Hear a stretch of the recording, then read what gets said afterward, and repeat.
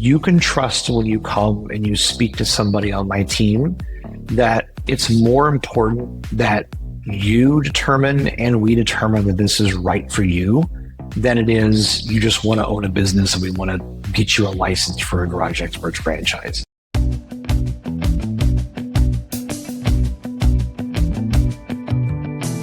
Hello, everyone, and thanks for tuning in to the latest edition of FranCoach's Franchising 101 podcast.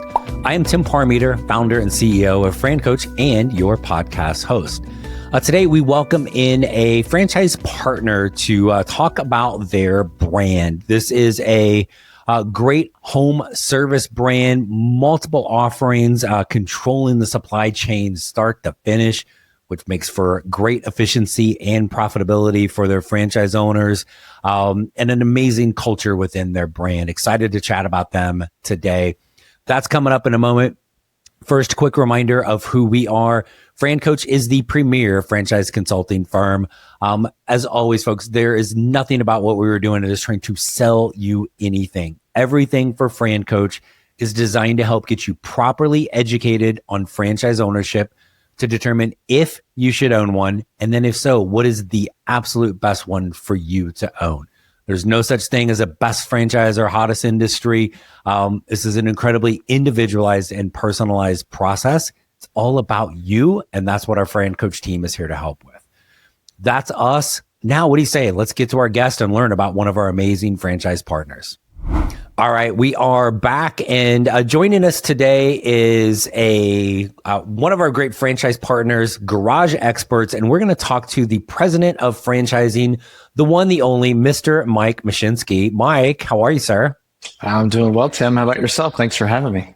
Living the dream here, and excited to chat with you. We've got I hope you're ready. We got a whole bunch of stuff to go through. And before we came on air, I told you a big lie. I said, this is really easy. I lob questions in here. My goal is to get people in tears at some point. So buckle up. I will do my best to live up to your expectations. I will do my best.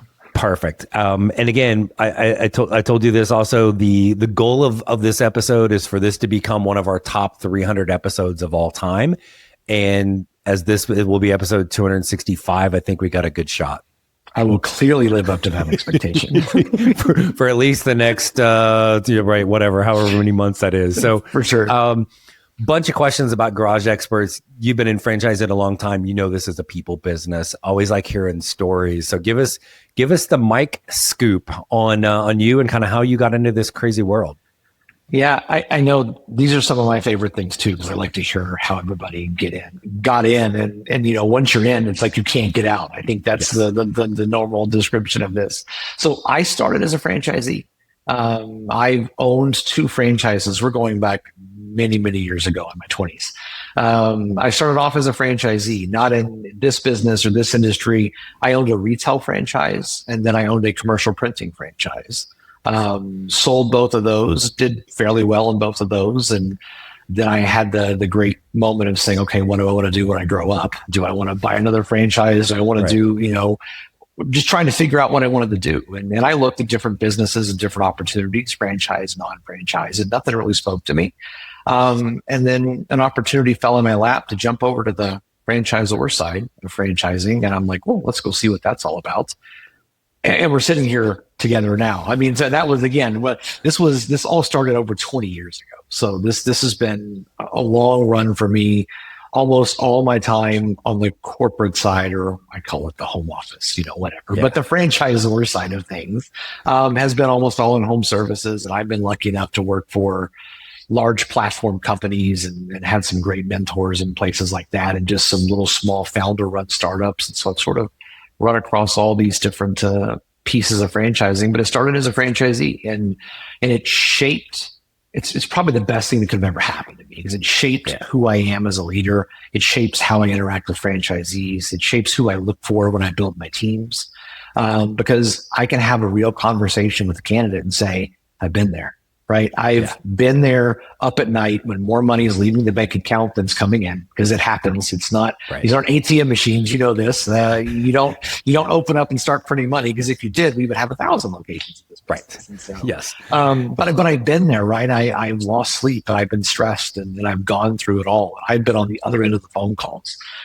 So it really has shaped sort of my philosophy about franchising. It's been awesome. It's been a wild ride, but I wouldn't change it for anything. So go into the Wayback Machine, and even for you at the beginning, becoming a franchisee for that first time. What got you even thinking about that at a pretty young age? So in my early 20s, I sort of cut my teeth in retail. I was in retail management, and I was running a business. And I was actually lucky enough to be a part of one that actually shared the P&L of my business with me. And I started seeing all of the money that was flowing to the bottom line, looking at my paycheck stub and going, wait a minute, something doesn't add up here. And the company that I was running a store for was a blended corporate and hybrid franchise model as well. So they had franchisees, they had corporate stores. I then got recruited to work corporately for them, and I was doing a lot of traveling and training. I was training and working with district managers and whatever else, and I got to meet some of the franchisees, got to talk to them, and I saw how much happier they were and how much more freedom they had. And I'm like, oh my gosh, I was single, I had no kids, I wasn't married, I had, what did I have to lose at that point? Right. And so it was that epiphany that I sort of had and said, okay, I've got to find a way to do this. I've got to beg, borrow, steal, took way too much debt in an SBA loan than I ever should have. And I did it with a business partner. That's the only way I could have done it. But it was amazing, but it all came from looking at the financials of the business and then comparing that to my paycheck and going, I think I'm smart enough to figure this out. And it turned out I was, maybe it was a little bit of luck. It probably was a lot of luck. But that was the moment, I just realized that these people were happier than I was. They had a lifestyle that I didn't have. And they made a lot more money than I was making. Yes. Absolutely. No, I love that. And I'm sure that experience, again, like you said, just plays throughout everybody you're talking to, kind of throughout inside your franchise system, and then certainly the candidates as you're talking to. So sure. Love that. So let's go into Garage Experts, and definitely want to talk about like owner and staff and support and all of those things, but let's be really simple. What the heck is Garage Experts? I'm not the smartest person in the world, but I'm going to say the business focuses on a garage. And you're experts at doing something in the garage. What's the something? It's actually living rooms, but no, I'm kidding. It is the garage space. It is everything floor coatings and storage. So think custom cabinets, floor coatings, epoxies, polyaspartics, all the fancy metallics, slat wall, handy wall solutions, just really the whole scope, everything except for the door, basically. We don't do garage door repair and installation, but coatings, cabinets, and the unique thing, there's a lot of businesses and a lot of franchises out there that do what we do or some of parts of what we do. But the best part about, I think, the best part about us is we also own, through a sister company, the entire manufacturing process. And when I say that, it is the complete chemical manufacturing of the epoxies, of the polyaspartics. So everything's distributed out through us. We own all of that. We're not buying it from a third party and acting as a middleman. We actually formulate and make everything. We have chemists on staff that come up with these formulas. And on top of that, we also custom manufacture our own cabinets. So it's not cookie cutter, go to Home Depot, Lowe's. This is the setup you have to have. You get one pantry and one, desk. If somebody has a weird slanted roof or somebody has something that has to be built around, we have software where we can design around that and deliver, well over 15 different color combinations, handles and channel pulls, but we can truly customize the installation to fit really anything somebody has in their garage. And we manufacture all of those as well. So it truly is a one-stop shop. There's no middleman, which obviously helps our franchisees be more profitable. Yeah, profitable. And then again, here's you got option A, B, or C versus like what do you need? So it gives that customer a much better experience with that too. And I always like, in fact, got the website up as I'm kind of scrolling through some of the pictures, and I'm also envisioning my garage and thinking what a great before picture that would be, because it doesn't look like anything like this. And it's I'm sure this is part of the business model too, is most of us, the garage is kind of the way we get in and out of our house. And I am relatively embarrassed when I leave my garage door open, even if it's like taking my kid to school, because mine's a mess, right? And so the customer is people that don't want to be embarrassed, that want to be out there more, want to be able to kind of show it off, because it is, I mean, it's how, I'm guessing pretty much all of us, it's how we get in and out of our house every time we go in and out, right?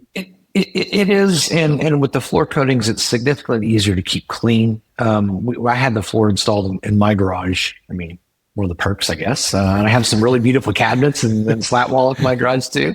But it is, I mean, you literally just sweep it out.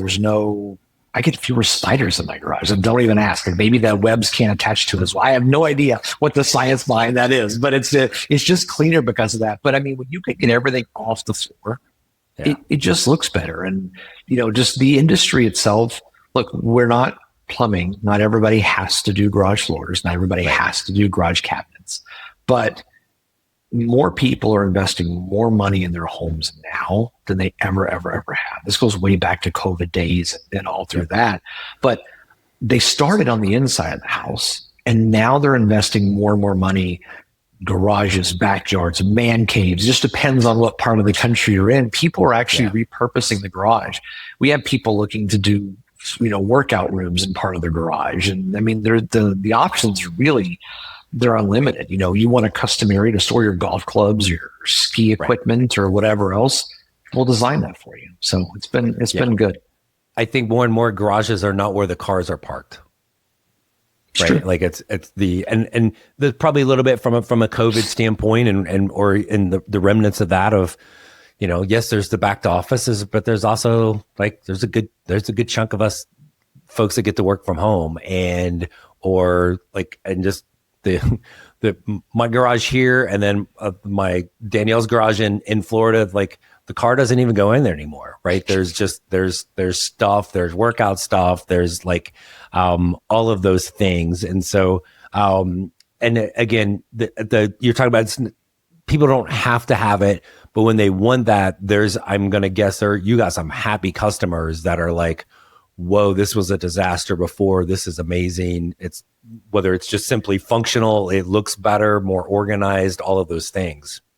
Yeah, the before and after is shocking. I mean, even when they put their stuff back in, it's neater, it's more organized, it's behind closed doors, it's off the ground on overhead racks.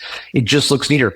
They can actually keep the same amount of stuff in their garage and put a car in there if they wanted to. Yeah. I mean, there's that piece of it. And then there's the keeping up with the Joneses aspect of what we do. It's like the businesses that build outdoor living areas and outdoor patios. Well, the neighbor sees that and goes, well, I want that, and then they see the garage, they come over and they're looking around, and we've got a trailer parked or a box truck with a lift gate shows up, and they're unloading all this stuff into the garage, and people are looking around going, what's going on over there, and then all of a sudden, well, John got it done. Well, now Scott's got to get it done, and Stacy down the road's got to get it done. So it's a snowball effect for sure. Yes, very well. And then those are the people. There's a guy a couple houses down. His garage is amazing, right? Mm-hmm. His garage door is never shut either, right? So it's like and I don't blame him. Like, it's why mine is always shut and why his is always open based on those differences. So, okay, so we got all of those different things, and I love the customizable piece of this from that customer standpoint. But now let's talk about owning one of these suckers. So, and really like to focus on the owner role, things they do, things they don't. This big misconception in franchising. Well, if I'm going to own Garage Experts, I better be really handy and be able to do all of this work. Let's just start there with that one. Is that needed for you guys? No, it's not. It's not discouraged, obviously. But at the end of the day, Tim, it's not the most important thing, right? I think we've talked before. I don't need you to love epoxy and polyaspartic coatings and cabinetry and woodworking and things like that to own this business. I want you to love the idea of exceeding customers' expectations, transforming spaces, and running a profitable business that can quite literally transform your life. So do I encourage and do we encourage our franchisees to get their hands dirty and roll their sleeves up really early on? Yeah, I think that makes them a better leader, a better boss, a better franchise owner when they truly understand it. We teach them, and we do 8 days of training. We've got a warehouse where we manufacture everything. We take all the others. They're going to do a floor. They're going to hang cabinets. They're going to assemble cabinets. They're going to do all that to get a base level knowledge. But I tell everybody who goes into this business that if I look back in 30 days from now or 45 days from now, you're still living in the garage and you're throwing flakes up in the air and, putting polyaspartics down and hanging cabinets, like that's not the best use of your time. I want you to go out in the community and network and meet real estate agents, property managements, and general contractors and all those referral partners that you need. I mean, that's what I want my franchisees focusing on, is leading their team, building culture, selling. If you're in this 40, 50, 60 hours a week, however hard you're going to work, I want you out there shaking hands and kissing babies. And that sometimes means you're at the customer's home doing the sales. Sometimes that means you're out networking in the community. I just want you to be known as the garage guy or gal or woman or however you want to say that these days. But that's who I want you to be. So is it important to know what we do and how we do it? Sure. That makes you a better salesperson. It makes you a better leader. Your team respects you and all that. But I don't want you living in the garage. Yeah. No, it's good because I'm the least handy person on the planet. Doesn't mean I couldn't own garage experts and being able to learn how to do it. But but again, I'm not the physical garage expert out there all day, every day. Like you said, you got to be out. Actually, your job is to run the business and do that. So, and I think for most people that we talk to, and I'm sure you do too, there's a certain element of, it's also part of the fun of learning something new. And I've got as a physician right now, and we're looking at franchises. And one of the first things he said, and he said it a couple of times, is like, I want to learn something new. Like I've done this, awesome. I'm done with this. Right. And so, cause it's just an opportunity. It's the beauty of franchising is it allows you to kind of redirect your path. Cause when you get in the corporate world, you're going to get pigeonholed pretty fast. And so, you're just like stuck with whatever you're doing versus creating something. So, so that's cool from an owner standpoint. Talk about what we start with, from a staff perspective. How many people are we hiring? Who are we hiring? What does that kind of look like? That's the beauty of this. Not very many. We have a call center that takes calls 24/7, 365. They have the ability to schedule all the estimate appointments, the project evaluations, as we call them. They can schedule all the appointments for you. So if you're in this business and you're going to be the salesperson, the face of the business, it's networking, selling to the customers, you're really looking at one install crew, which is sort of a lead installer and a helper. And that's really all you need to start. I would hope that you would scale quickly. I need a second. Most of our cabinet installs, some of our guys early on will subcontract out that work until they have enough cabinet business to justify hiring a full team. But we're almost exclusively W-2. We don't do a bunch of 1099 stuff, other than maybe some cabinet stuff early on. So it's not a huge team. And it's one of the attractive things about this, because we own manufacturing, you don't have to buy a lot of inventory either. On liquids, if you order it by 1:00 Central Time, it ships the same day. So you could sell a job. You could sell your first job on Monday and install it on Thursday or Friday of that same week without ever having to buy inventory until the customer paid you a deposit on the job. So. Gotcha. So when we think of then, I'm going to come back to kind of some of the equipment and stuff, but what do we need from a location? Obviously with that, as you explained that, I'm not looking at like, oh my gosh, I got to get this big warehouse that's, thousands of square feet to store all the stuff. Do we need anything? What does that look like office wise?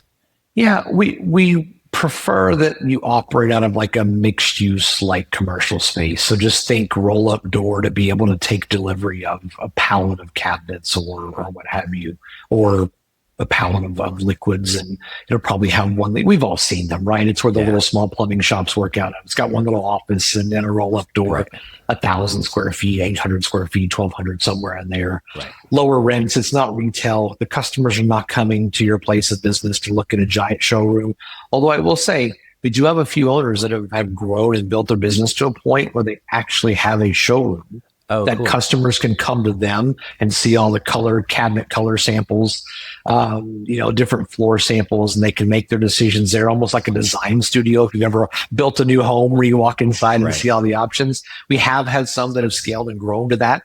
It's certainly not required.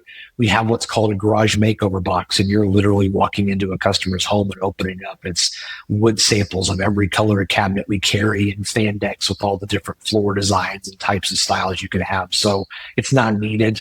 It's certainly not an expense I would encourage anybody to take on right out of the gate. No, but nice if you've built your business up to the point where you can do that, right? So Absolutely. Got it. So we've got a little small space, a couple kind of your installing crew to begin with. Owner, typically the one that's out face of the business, doing those kind of estimates. Back to the owner for a second. Are you guys open to anybody ever being semi-absentee? Is that a thing within Garage Experts? Sure. At the end of the day, if you hire a salesperson to take that role that's out there running all the sales calls, and it's a weird word, right? Semi-involved, semi-absentee. I don't think we're open to fully absentee. I want you to have at least some time to focus on the business. And that doesn't mean 2 days a week, 16, 20 hours a week where you only work 3 days in another job. But I want you to be involved, because anybody you hire is not going to be able to build culture and lead like you would lead. They're not going to care as much as you care. But the simple answer is, sure, you hire somebody to fill that role. It's just going to cost you a little bit more on the front end. And candidly, it's probably going to grow a little bit slower, just because, again, they're not going to grow. But can you do it? Absolutely. I mean, we have guys operating right now semi-absentee. They might not have started that way. They got to that point, but they could have easily started that way. They could have just had more capital on the front end and hired a full-time GM, salesperson, operating partner, or whatever language we want to use for that. And you're off to the races. We have a great support team at the home office that our ratio of support people to franchisee is about the most incredible thing I've ever seen. So I think people would be thrilled and thrive in that environment. Got it. Love it. And then I think the other thing about the semi-absentee, and as you know, if we ask 10 different people in the industry to define that, you're going to get 26 different answers of it. And if anybody tells you there's a franchise out there where you don't have to do anything, run really fast the other direction from them, because they're full of crap. Absolutely. And so I'll say that. I know you may not want to, but the other thing on that, hey, you got to hire that manager that's running the day-to-day. We'll get all people that kind of start off thinking, I don't know if I'm ready to quit my job yet, and it feels scary. And then they get to the end, I'm like, why the hell am I paying a manager, right? I'd rather just almost pay myself that. Because again, I'm going to trust myself to go do it. And then the other piece is the fun. They probably don't really love their job. Otherwise we wouldn't be speaking to them. Right. And well, I don't want somebody else to have the fun of building my business. The heck with that. I want to get in there and do it. Right. Tim, I have these very, very same conversations with people, exactly what you just said. And it's, if you have the capital to do this, and let's just say you're going to bring an extra $100,000 to the table, because it's going to cost you $100,000 to pay that guy for the first year. Right. And you can survive for the next year or so on $100,000 of income, cover your expenses. Maybe you have a spouse that works and they're bringing in some money, or maybe you don't, and that's all you need to cover your expenses. Why wouldn't you just pay yourself $100,000 to run this business? I mean, I know. I don't understand, right? But you know what? There's comfort in the uncertainty and the unknown. Is sometimes, right? And then there's at least 2 podcasts I've done in the past. So if I'm going to say this really quickly, and if somebody's like, wait, what the hell is he talking about? There's something out there. But there's always the people who are going to go, I make $150,000 on my job. I have to replace that. Well, no, you don't. You don't make that. That's the salary. What you take home is 105 after taxes, and then you're paying for your vehicle and all the expenses there, and your cell phone and the internet in your house and the shirt you're wearing. All those come out of your business now. So if somebody's out there going, man, he's talking about $100,000. Like, dude, I promise you, you don't make that much money that you can't do the math to make that work for this. So that's a little sidebar. And when we edit this, I'll even put the episode in there for you folks to go listen to that one. So but part of that too is we talk about the staff of an office. We don't really need big inventory because you guys are all manufacturing everything yourself. You got your installers or craftsmen, technicians, whatever we're calling them. Sorry. They're in a nice, pretty wrapped vehicle. They're not driving around in some beat up old, 1982 yellow Ford pickup. And people don't realize how much of a difference that kind of the branding aspects of that makes. Talk a little bit about kind of what that looks like, how you help with them, and just what you've seen over the years of that rolling billboard that is that wrap vehicle. Yeah, that's exactly what I call it, as a rolling billboard. It is one of the, not only rolling down the street, but when it's parked in front of somebody's house. Yeah. All the neighbors are going by. The moms or dads are leaving to pick the kids up from school or take the kids to school in the morning. And it's just sitting there. It's why you put a yard sign in front of the yard too when you're working there. So, yes. But it's huge, right? And we have a lot of flexibility in the type of vehicle that folks can get. We partner with a national company that basically they will drop a vehicle off in your driveway, fully wrapped, upfitted, everything. So you don't have to go out and shop for vehicles, go find somebody to install the wrap or whatever. But you could have pickup truck and trailer. You could have box truck with liftgate. You could have even a really long, pretty extended van, not like a little Sprinter van, like a longer van. A lot of our guys, because of the amount of cabinet work that we do, prefer bigger. So they'll go with a full or partially wrapped truck and then a wrapped trailer, or they'll do a full size or 14-foot or 15-foot box truck that's fully wrapped. It's got a lift gate on the back of it. And you don't have to have a forklift at your facility to unload cabinets. Those can get delivered that way, or a lot of our guys will just schedule their installations for cabinets based on when the delivery of the cabinets are coming to the local terminal. So if we shipped FedEx Freight or one of the other freight lines, they've got a local terminal, they'll load it on the back of your trailer or van for you. So, and they'll hold it for 3 or 4 days. And so it gets delivered on Monday, you schedule the install Wednesday, you go pick it up and drive straight to the person's house. So you don't even really have to bring that to your warehouse or shop. So there's a lot of flexibility. They all look and feel the same, so that you know who you're dealing with and who you're working with. But it's still all branded, which again is massive. And just as you talked about, and I don't know that I even would have thought of that. It gets shipped and it's at the FedEx stand or the UPS or wherever. And if you've never actually been to one of those facilities, at least you literally just drive up and they're you probably borderline don't even have to get out, right? And they're not going to let you touch it because it's on their facility, right? And interesting. That's super cool. You mentioned the call center earlier, which is incredibly impactful because as an owner, you're running around talking, shaking hands, kissing babies. Oh, I can't kiss the baby, and then my phone ring. I'm like, oh, I'm sorry. Let me grab that, or it's a rush, and it becomes a huge differentiator because the quote competition, the mom and pops that are out there trying to do this, their call center is this. It's their phone, right? Sure. Versus maybe they answer, maybe they don't, maybe they catch the voicemail, maybe they don't. Versus somebody calls Garage Experts, no matter where in the country, there's somebody going, I'm guessing, hi, thanks for calling Garage Experts. This is Tim. How can I help you today? Right? That was my audition for a job, by the way, if you guys are hiring. We might not be able to afford you, Tim, but if you're looking for it, then there's always opportunities. But that's massive, off your plate as an owner, and then it's just next thing you know, oh, I got a consultation tomorrow at 2:00. I didn't have to do anything for that. The single most important thing now when it comes to leads is we call it speed to lead. When a lead comes in, somebody is interested right then. Like they were searching, they were going to Google or even going to chat these days and saying, hey, who's the best garage coatings company or garage storage company out there? When they fill out a form or they pick up the phone and call, answer the phone, solve the problem, which is, yes, we can come out, right? And so it's not even how you answer on a cell phone, like you said, or whatever else. It's where you are. Are you driving down the highway and you can hear it's on Bluetooth and you don't even have your schedule in front of you. You can't address the customer's needs and you're asking, oh, is this your cell phone number? Can I text you or call you back? And it's just not professional. So we've just recently this year switched our CRM over, basically the tool that our franchisees use to schedule and bid jobs and invoice out of. That's allowed our call center, no matter where they're calling from, to be able to pull up their availability, book the appointments on the schedule for our franchisees.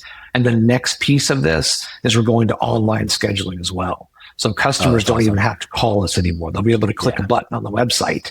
Or if they fill out a form, get a text message and say, hey, if you're as excited as we are, click right here and book your own appointment. And so once you capture that, they're so far less likely to go try to find somebody else. They're done. We're busy, right? My task was I got to figure out who's going to come make this awesome garage for me.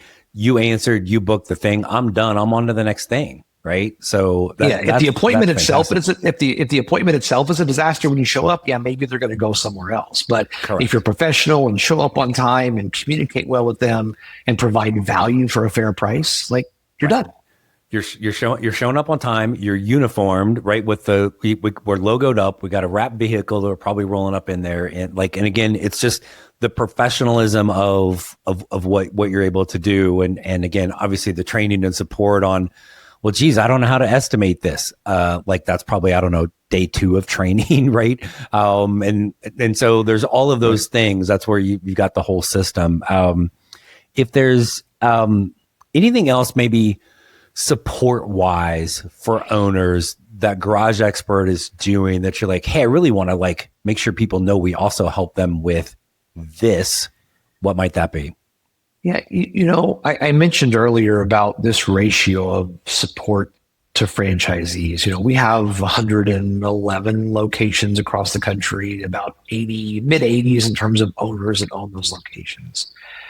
The support team is myself. There's a director of operations. There's 3 franchise business coaches. We have a technical expert that works on the manufacturing side that can address any questions they have. Our marketing team is 4 people deep for a single branded system. I've got a dedicated systems and IT onboarding expert that's on my team. I mean, it's a really, really robust team. And it's not just about the people, it's about the experience. It's over 10 years of experience on the technical side. I have a franchise business coach who's owned a business in the garage coatings space before. I have a franchise business coach who has a deep, deep background in cabinets, whose parents owned a cabinet related business before. And so again, it's not just the people, it's the makeup of the team, how much experience they have. So if you're brand new and you get lucky enough to go do a bid on a giant airplane hangar, which we'll do coatings. It's not just garages. It's anywhere that has concrete that needs a coating. So it's patios and pool decks and literally airplane hangars and manufacturing facilities. You have people you can call, right? And it's take the pictures, take the measurements, do all these things. And we're going to help you build a quote. And then if you sell it, we'll figure out the back end of that. And whether but when you have 111 locations, chances are there's somebody that's not that far away. They're always willing to help. It's the most helpful system of franchisees. And I think this can't be overstated. I've never seen anything like what we have here. The willingness of a franchisee to help their peer is unbelievable. I mean, the way the communication flows and the willingness to, send your guys to my business and let them work with my guys for a week, or you need help with a job. Oh, I've got some of that equipment. Just come over here and pick up the extra pail of poly and just get it. It's a really cool network of really just genuinely good people. Nice. And this, not every franchise system has very collaborative owners. And there may be somebody that wants to be in a system that the owners are like, nah, just leave me alone. but the majority of the people part of the brand is the community aspect of it. And I don't think we ever talk nearly enough about the support you're going to get from other franchise owners in your system, because there's nobody that knows this better than them. They're out there dealing it, and you're going to go, I haven't ran across this. I'm sure somewhere in those 100 locations, somebody's like, yes, I've been there, done that. This is what happened. Like to again, kind of help you through everything. So that's fantastic. And I know you've been in a couple places where that was not remotely the case. Right. And so I love that. And our team, that we've had a couple of our FranCoach clients go through the process. One is a franchise owner now, but even to me, it's easy to see when people go through and look at a franchise and they become a franchise owner. That's fine. I actually get better feedback from the ones that don't move forward, right? It's like when they go, man, that was a great brand, I love talking to them. It just wasn't the right thing for me, right? Because this is an incredibly individualized and personalized thing. But everybody on our team for your staff and support, everything they've gone through, has just raved about it. And so again, I'm glad we were able to get on here and chat today a little bit about Garage Experts. I'm gonna give you one last thanks. I know you are a busy man. You got, some harumphing to do around the office the rest of the day. But what's missing that we haven't talked about, that somebody out there is like we can give them one more nugget about Garage Experts? What's missing maybe for today you want to share? It's not even necessarily just about Garage Experts. I think that, and this is something, again, this goes to me having been a franchisee before. You can trust when you come and you speak to somebody on my team that it's more important that you determine and we determine that this is right for you than it is you just want to own a business and we want to get you a license for a Garage Experts franchise. I tell people all the time, I like to sleep at night. And it doesn't do anybody any good to 6 months after you open a franchise to look back and go, man, this is not what I thought what that was. It's not what I thought it was going to be like. And so you can trust that here, like, we genuinely care about the individuals that come in. And I know everybody says that, and it's like beating a dead horse. But I tell you, I would rather have the right people in the right seats in the right businesses. And like you said, somebody said it's just not for me. That's the most amazing thing for me to hear, because I would rather that happen than, oh, this is great, I'm going to go make a lot of money and they're miserable. That doesn't do anybody good. And it hurts the culture that we have within our network. And everybody benefits from that positive culture that we have, and just the willingness of the franchisees to help out everybody else. So I would say that that's a big thing for me. It's a big thing for everybody in the building. We're privately owned. The founder of the company that founded the coatings company, the manufacturer that founded the franchise, is still involved in the business. His son and daughter are now actively in the business and leadership roles. It's going to be a second gen company. It's not going to go to private equity. There's something wrong with private equity, but I've been on both sides of this. It does change things. No matter how much you say, it does change things. And so it's a family run franchisor, franchising businesses to families. And there's something to be said for that. And it's just a really cool place to be. Yep.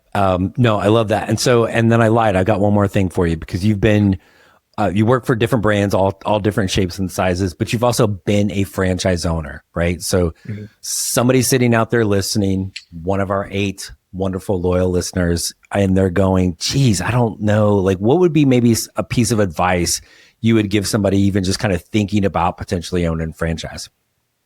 Well, you did promise me there were at least 10 listeners, so I don't know if we can air this one now. You said 8 this time. We are listening, so that's 10. Oh, that's 10. You're right. That's perfect. Honestly, it's more about the people you're going into business with than it is the business you're going into. Do your research, find out, pull the layers back, ask the franchisees when you're evaluating the system, what's corporate like, right? Are they available when you need them? What kind of support are you getting from marketing, from operations, from all those things? That's probably the most important thing. And don't try to reinvent the wheel. I did that. I thought I was smart. Look, I was in my 20s. Like I knew everything, right? Clearly, so at that point, we know I was everything. I was going to go into this thing, and I had all these grand ideas. And you know what? Some of them were okay, but it stunted my growth at the very beginning. If I had just believed in the system that was built, it's why you're doing a franchise, right? Proven systems, follow the model, and every market's a little different. And we encourage you to be a little bit creative in some of the stuff you do. Follow the system, but most importantly, before you sign on the dotted line and decide to do a franchise business, open a franchise business, just make sure it's with people that you want to do that with. And no, you're not their employee, but you are going into business with them. It's a 5 or 7 or 10-year agreement, and it needs to be with people that you feel good about. So take your time getting to know them before you make your decision. But absolutely, this is it's such a people business. So I love all of that. So no, I appreciate it. I appreciate you kind of sharing that, and certainly your perspective as a franchise owner, because we hear it all the time. There's always something. In fact, I tell our clients, when you're talking to an owner, like, get them to kind of tell you what they would do differently at the beginning, and that usually is them ratting themselves out on something that they've deviated from. Right? It's almost like we talk to smart, successful people that are coming in to own franchises. And then the last piece of advice I always give them, I need you to be dumb at the start, right? Just smile and nod and say, yes, yes, yes, sir. Yes, ma'am. Do what the hell they said. Otherwise, why are we in this system? Right. And it will get you off to a faster start, and then use your brain and now see all the ways you can kind of like make it better locally for your team and all of those things. So, Mike, thank you so much for coming on and joining us today. Always good to talk to you, and love hearing about Garage Experts. So thank you so much. I appreciate the offer and the opportunity, and look forward to the next time we get to talk. Absolutely. Thank you, my friend. See you. Thanks again to Mike Mushinski, president of Garage Experts, for joining us today to talk about their brand. As always, we hope everything we do on the Franchising 101 podcast helps provide valuable insight into the amazing possibilities and all of the things you need to know about franchising and franchise ownership.